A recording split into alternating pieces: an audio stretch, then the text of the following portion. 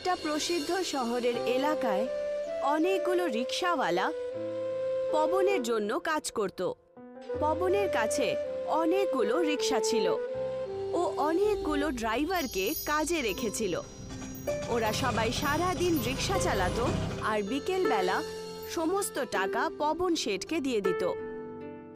আজকে কত টাকা রোজগার করেছো? মালিক, আজকে 1000 টাকা হয়েছে মালিক। সকাল থেকে রিক্সা চালাচ্ছ আর শুধু 1000 টাকা নিয়ে ফিরে এসেছো? আরে অন্তত পক্ষে 2000 টাকা নিয়ে আসবে তো। যদি এইভাবে চলতে থাকে তাহলে আমি তোমার মাইনেও অর্ধেক দেবো। হ্যাঁ সাহেব, আমি তো সারাদিন অত পরিশ্রম করেও মাত্র এই সামান্য টাকায় রোজগার করেছি। আজকাল এসি বাস শুরু হয়ে গেছে, সেই যখন এসি বাসে করি এখন সফর করছে, এটাই তো সমস্যা। এই আমাকে অজুহাত দিও না তো। আমার মনে হয় তোমরা টাকা পয়সা পকেটে ভরে নাও, হ্যাঁ, আর আমাকে মিথ্যে বলো যে এত রোজগারি হয়েছে সামান্য। না বাবু, আমি এরকমটা কখনো করি না। আমি একজন সৎ মানুষ, আমি কখনো আপনাকে ঠকাইনি বাবু। আমি খুব ভালো করে জানি যে তুমি কত সৎ মানুষ। হ্যাঁ, তোমরা টাকা পয়সার জন্য অনেক নিচে নেমে যেতে পারো। আমি সত্যি বলছি বাবু, এসি বাস আসার পর থেকে যাত্রীরা সবাই ওতেই সফর করছে যে যদি আমার কথায় বিশ্বাস না করেন তাহলে আপনি নিজে গিয়ে দেখবেন, চলুন। হ্যাঁ হ্যাঁ ঠিক আছে, কিন্তু কাল থেকে আমার 2000 টাকা প্রতিদিন লাগবে। হ্যাঁ, না হলে তোমাদের কাজ থেকে বের করে দেবো বলে রাখলাম। আচ্ছা বাবু, আমি চেষ্টা করব। চেষ্টা না, টাকা লাগবে আমার, পয়সা। আর দাঁড়িয়ে দাঁড়িয়ে মুখ দেখছো কেন আমার? যাও এখান থেকে। নিজের মালিকের কাছ থেকে ফালতু বকা শোনার পর রিক্সাওয়ালা ওখান থেকে চলে যায়। এইভাবেই পবন শেঠ সমস্ত রিক্সাওয়ালাদেরকে উল্টো পাল্টা শুনিয়ে দেয়। সমস্ত রিক্সাওয়ালারা চুপচাপ ওখান থেকে চলে যায়। জানি না মালিক আমাদের কেন অত বকা দেয়। আমরা সারাদিন পরিশ্রম করি, তাই না? এখন বেশি টাকা যদি রোজগার করতে না পারি এতে আমাদের কি দোষ বলো তো? হ্যাঁ, রিক্সা নিয়ে কাজে চলে যায় আর সারা দিন রিক্সা চালিয়ে জমা করা টাকা পয়সা পবন শেঠকে দেওয়ার জন্য চলে যায়। আজকে পুরো টাকা নিয়ে এসেছো তো, নাকি আজকেও 1000 নিয়ে এসছো? বাবু, আজকে আমি না সকালের জল খাবারও খাইনি আর দুপুরের খাবারও খাইনি, খালি পেটে কাজ করেই চলেছি। তাও মাত্র 1500 টাকাই হয়েছে বাবু। মনে হচ্ছে আমাকে নতুন লোকেদেরকে কাজে রেখে দিতে হবে। তোমাদেরকে একটা শেষ সুযোগ দিচ্ছি আমি, কাল থেকে 2000 টাকা নিয়ে আসবে। হ্যাঁ বাবু, অনেক দাম বেড়ে গেছে জিনিসের, আর আপনি আমাদের পুরো মাসে মাত্র 8000 টাকা দেন। এতে আমাদের পরিবারের তো ভালো করে সংসারই চলে না। আচ্ছা, তাহলে তোমরা কি চাও বলো তো? যে সব পয়সা আমি তোমাদেরকে দিয়ে দেবো? শুরু থেকেই আমার তোমার উপরে সন্দেহ হচ্ছিল। হ্যাঁ, কাল থেকে আর কাজে আসতে হবে না, ঠিক আছে?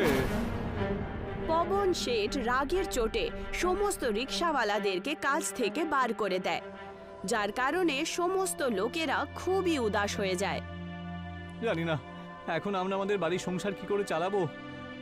রিক্সা চালানো ছাড়া আমরা কোনো কাজও করতে পারি না। সমস্ত রিক্সাওয়ালারা নতুন কাজ খোঁজার জন্য এদিক ওদিক ঘোরে, কিন্তু পড়াশোনা না জানার কারণে ওরা কোথাও অন্য কোনো কাজ পেলই না। অন্যদিকে একটা এলাকায় আবর্জনা তোলার একজন লোক ছিল, যে ডাস্টবিন থেকে সমস্ত প্লাস্টিকের বোতল নিত।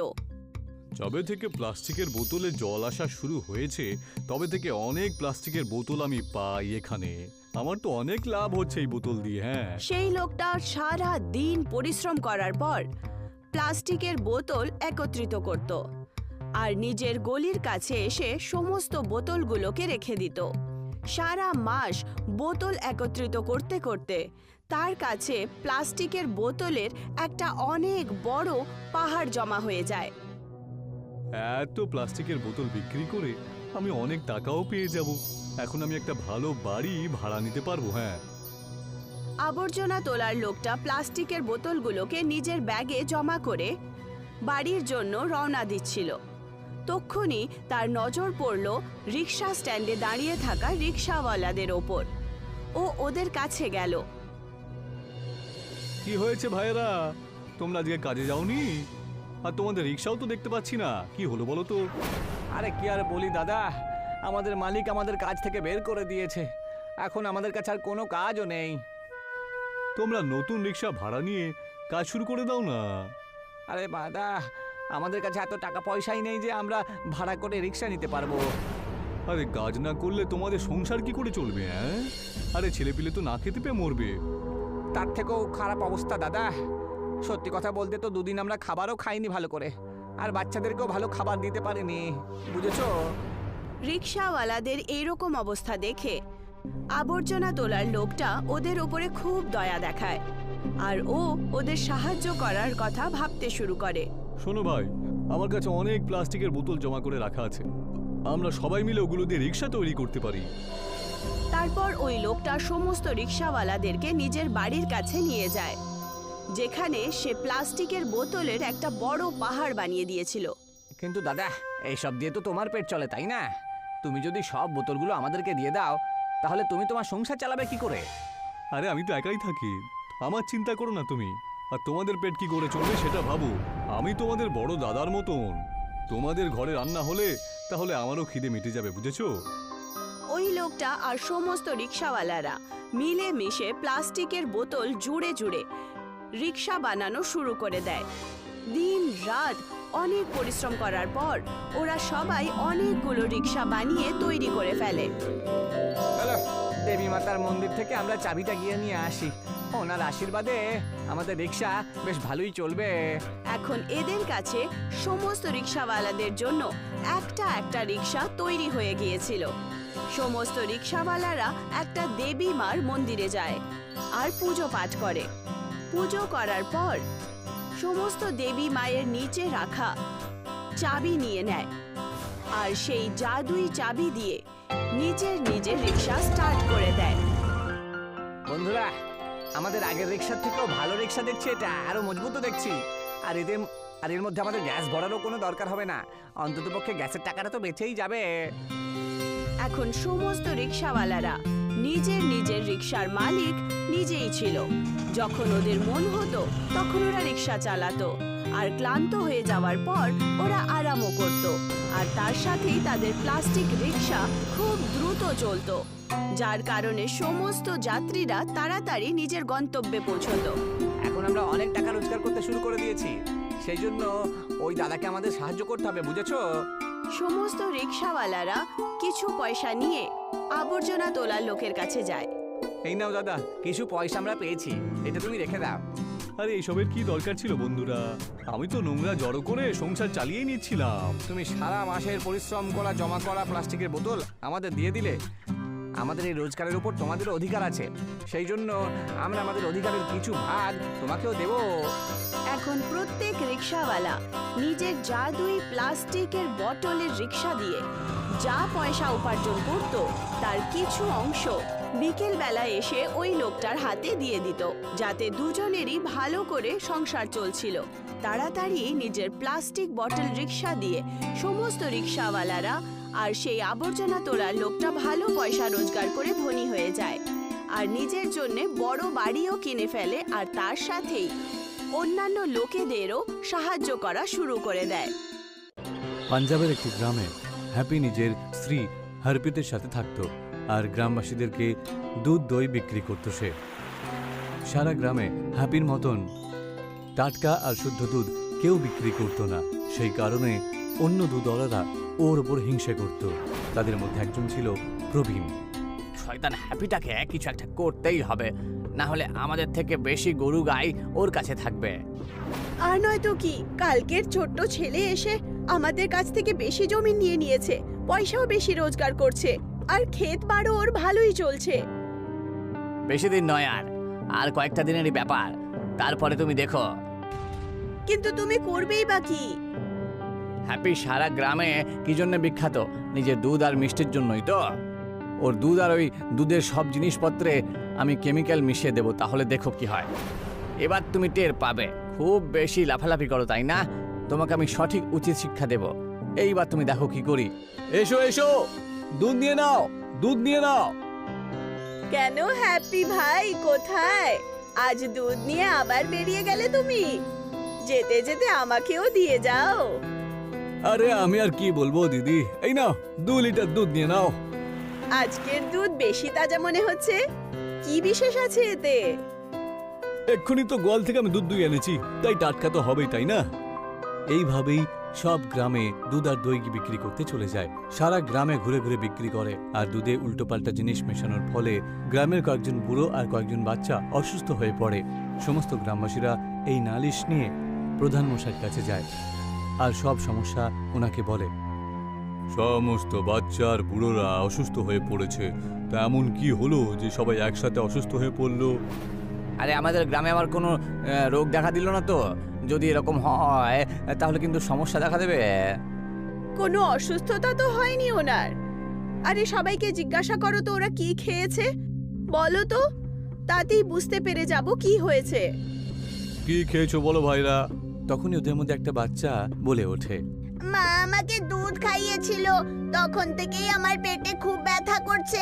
আহ আহ আমিও সকালে দুধই খেয়েছিলাম, তারপরে আমার যে অবস্থা হয় যেন আমার জীবনটা বেরিয়ে যাবে এক্ষুনি। সবাই দুধ খেয়েছো? এই দুধ কোথায় পেয়েছিলে তোমরা? এই দুধ কোথায় কিনেছিলে তোমরা? হ্যাপির ওখান থেকে নাকি প্রবীণের ওখান থেকে? তখনই প্রবীণ গ্রামবাসীদের মধ্যে থেকে বেরিয়ে আসে। তারপরই বলে, আমি তো এই গ্রামে দুধ বিক্রি করি না, আমি তো পাশের গ্রামে দুধ বিক্রি করি। এই কথাটাও ঠিক, যাও গিয়ে হ্যাপিকে ডেকে নিয়ে এসো। গ্রামের লোকেদেরকে ক্ষতি করার কারণে আমি ওকে কঠোরের থেকে কঠোর শাস্তি দেব। প্রধান মশাইয়ের আদেশ অনুসারে ওখানে হ্যাপি চলে আসে। তারপর বলে, আগে বলুন কি হয়েছে? আজকে এই পঞ্চায়েতের এখানে আমাকে ডাকা হয়েছে, নিশ্চয়ই কোনো বিশেষ ব্যাপার হবে। এত সহজভাবে কথা বলছো যেন তুমি কিছুই জানো না। তোমার কুকর্মের ফলেই যে আমাদের মতন সাধারণ মানুষরা, দুধওয়ালারা অসুবিধায় রয়েছি। আরে আমি ঠিক বুঝলাম না, ব্যাপারটা কি হয়েছে বলবে? তোমার দুধে উল্টোপাল্টা মেশানো আছে আর ওর মধ্যে বিষাক্ত কেমিক্যাল রয়েছে, সেই কারণে গ্রামের লোকেরা অসুস্থ হয়ে পড়েছে। সকালবেলায় মানুষ দুধ খায় যাতে ওদের শরীর ভালো থাকে, নাকি ওদের শরীর অসুস্থ হয়ে যায়। আরে আমি তো কোনো ভুল করিনি, আমি কেন দুধে কিছু মেশাবো? আমি এরকম একদমই করিনি। আরে সবাই চুরি করার পরে এই কথাই বলে, ও শাস্তি পাওয়া উচিত। হ্যাঁ হ্যাঁ, পাওয়া উচিত। তখন প্রধান মশাই ওই সবার সামনে সকলকে সাক্ষী রেখে ওকে শাস্তি দেয়। তারপর বলে, তোমার শাস্তি এটাই দেওয়া হচ্ছে যে এবার থেকে আর এই সময় থেকে তোমাকে গ্রাম থেকে বহিষ্কার করা হচ্ছে। গ্রামের লোকেদেরকে ক্ষতি করার কারণে তুমি যদি কখনো গ্রামে আবার ফিরে এসেছো তাহলে তোমাকে পুলিশের আন্ডারে তুলে দেওয়া হবে। হ্যাপি বুঝতে পেরে গিয়েছিল যে এর পেছনে কারো চক্রান্ত রয়েছে। সেই সময় কোনো কথা না বলে ওখান থেকে হ্যাপি চলে যায়। গ্রাম ছেড়ে দেবার পরে এদিক ওদিক ঘোরার পরে, আমার গোয়াল, আমার গায়ে সবকিছু ওখানেই রয়ে গেছে। আমি এত কষ্ট করে সবকিছু তৈরি করেছিলাম, আমি কি ক্ষতি করেছিলাম ঈশ্বর যে আমার এত কঠিন পরীক্ষা নিচ্ছেন আপনি? একদিকে হ্যাপি খাবার আর থাকার জন্য কষ্ট পাচ্ছিল, অন্যদিকে প্রবীণ হ্যাপির গোয়ালটাকে কবজা করে নেয় আর সেখান থেকে যা দুধের আমদানি হচ্ছিল সেটা সারা গ্রামে বিক্রি করছিল। কিন্তু প্রবীণ এতেও শান্ত হয়নি। ও গরুর মধ্যে কেমিক্যাল ইঞ্জেকশন দিয়ে দেয় যাতে ও গরুগুলো বেশি বেশি দুধ দেয়। এই গরুগুলোকে বেশি বেশি দুধ দিতেই হবে, না হলে আমি বাড়ি আর মাটি জমি কি করে কিনবো? আরে তুমি একটু বেশি করছো না? সবকিছু ঠিকই তো চলছে, পুরো গ্রামে শুধু তোমারই ব্যবসা চলছে, তা সত্ত্বেও এরকম কেন করছো তুমি? আরে তুমি থামো তো, আর গিয়ে রান্না করো যা।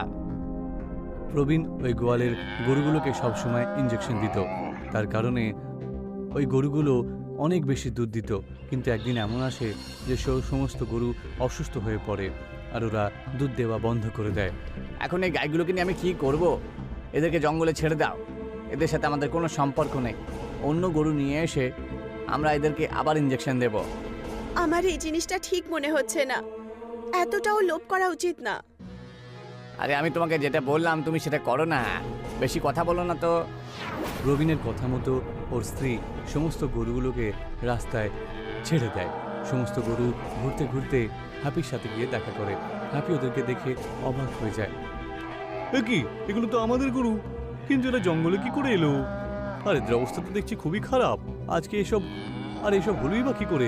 ওখানে গিয়ে দেখি আর ওদেরকে জল খাওয়ায়। হ্যাপি নিজের গরুগুলোকে নিয়ে জল খাওয়ায় আর তাদেরই মধ্যে একটা বাচ্চা হঠাৎ করেই গোমাতার রূপ ধারণ করে নেয়।